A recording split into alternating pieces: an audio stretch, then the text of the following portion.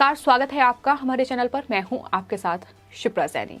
उत्तर प्रदेश के सियासी घमासान में बीजेपी और समाजवादी पार्टी आमने सामने हैं, लेकिन अब समाजवादी पार्टी को एक के बाद एक बड़ा झटका लग रहा है, क्योंकि बीजेपी ने समाजवादी पार्टी में सेंध लगा ली है। एक के बाद एक समाजवादी पार्टी के नेता बीजेपी में शामिल हो रहे हैं और अब इसी कड़ी में उत्तर प्रदेश के शाहजहांपुर के तिलहर विधानसभा क्षेत्र से एक बड़ी नेता सलोना कुशवाहा ने समाजवादी पार्टी से इस्तीफा दे दिया है और बीजेपी में शामिल हो गई हैं। इसकी जानकारी बीजेपी के नेता जितेंद्र प्रसाद की ओर से ट्वीट करते हुए दी गई है। आपको बता दें, तिलहर विधानसभा क्षेत्र जहां से हाल ही में बीजेपी के नेता ने इस्तीफा दिया था, रोशन लाल वर्मा, वो समाजवादी पार्टी में शामिल हुए थे और उसके बाद अब समाजवादी पार्टी की ये नेता सलोना कुशवाहा, जो लगातार समाजवादी पार्टी का चुनाव प्रचार भी कर रही थी और ये उम्मीद जताई जा रही थी कि समाजवादी पार्टी उन्हें वहां से टिकट भी देगी,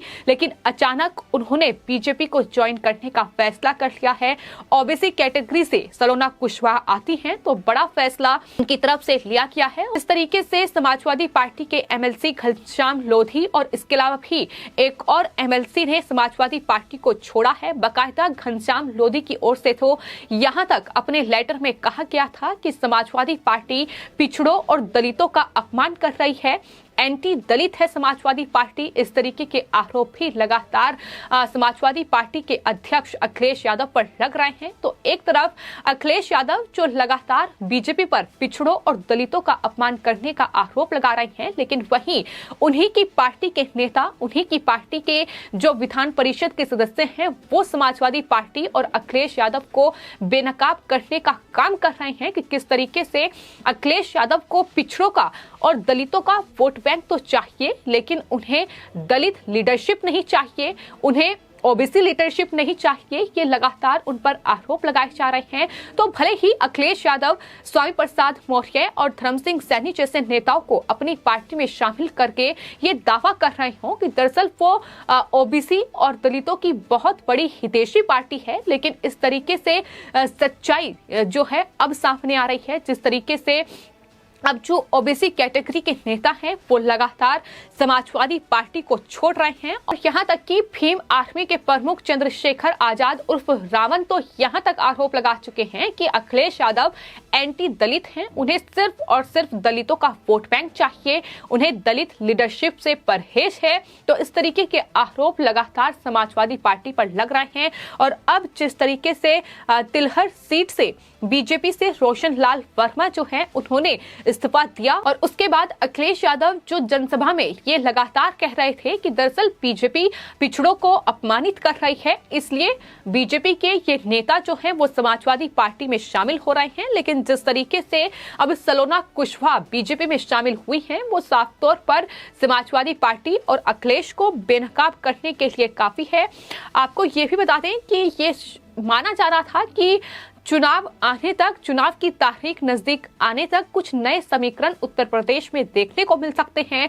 नए लोग, कोई इस पार्टी में, कोई उस पार्टी में, लोगों के बदलते संकल्प, जनता से वादे और नए इरादे करते हुए ये तमाम नेता दिखेंगे और कहीं ना कहीं ये लगातार उत्तर प्रदेश में हो भी रहा है। 10 फरवरी को पहले चरण का मतदान उत्तर प्रदेश में होगा, लेकिन उससे पहले कहीं ना कहीं बड़ा सियासी उलटफेर उत्तर प्रदेश में होता दिखाई दे रहा है। टिकटों को लेकर मारामारी लगातार जारी है।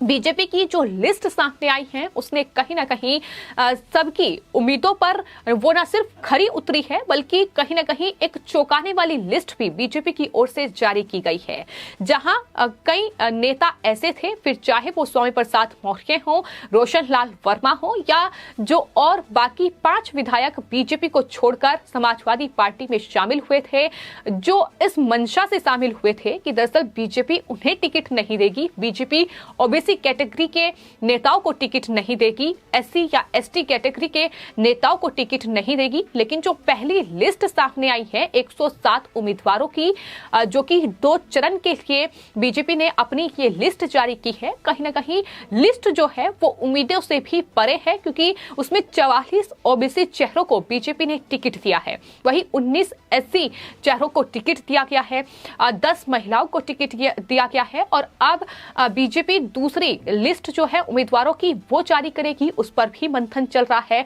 और यही वजह है कि अब समाजवादी पार्टी के नेता एक एक कर समाजवादी पार्टी को छोड़ रहे हैं।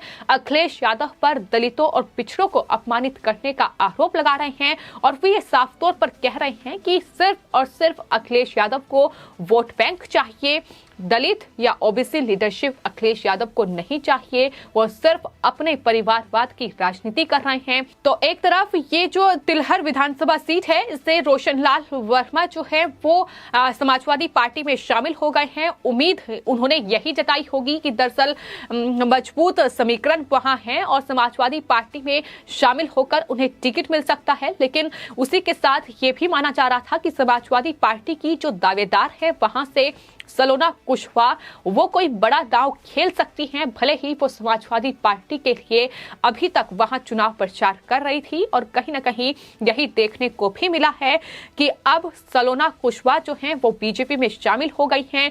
बीजेपी के जो नेता हैं जितिन प्रसाद, उन्होंने पार्टी में उनका स्वागत किया है। और जैसा कि माना जा रहा था कि रोशनलाल वर्मा के सपा में शामिल हो जाने के बाद कहीं ना कहीं बाकी जो दूसरे नेता वहां हैं समाजवादी पार्टी के, वो बीजेपी में शामिल हो सकते हैं। और इसी कड़ी में अब सलोना कुशवाहा बीजेपी में शामिल हुई हैं और तिलहर विधानसभा क्षेत्र से उन्हें बीजेपी उम्मीदवार भी बना सकती है। ऐसा हो सकता है लगातार जो तमाम नेता हैं जो कहीं ना कहीं अपनी पार्टी में या तो नाराजगी झेल रहे हैं या फिर टिकट मिलने की उन्हें उम्मीद नजर नहीं आ रही है, तो इस तरीके का बदलता समीकरण लगातार उत्तर प्रदेश में देखने को मिल रहा है। लेकिन जिस तरीके का दावा अखिलेश यादव कर रहे थे, जिस तरीके का दावा स्वामी प्रसाद मौर्य की ओर से चिल्लाते हुए जनसभा में किया गया कि ये इसका खामियाजा बीजेपी को भुगतना पड़ेगा, कि स्वामी प्रसाद मौर्य, धर्म सिंह सैनी और 6 विधायक बीजेपी में शामिल हुए हैं, ये बड़ा नुकसान बीजेपी को पहुंचाएंगे।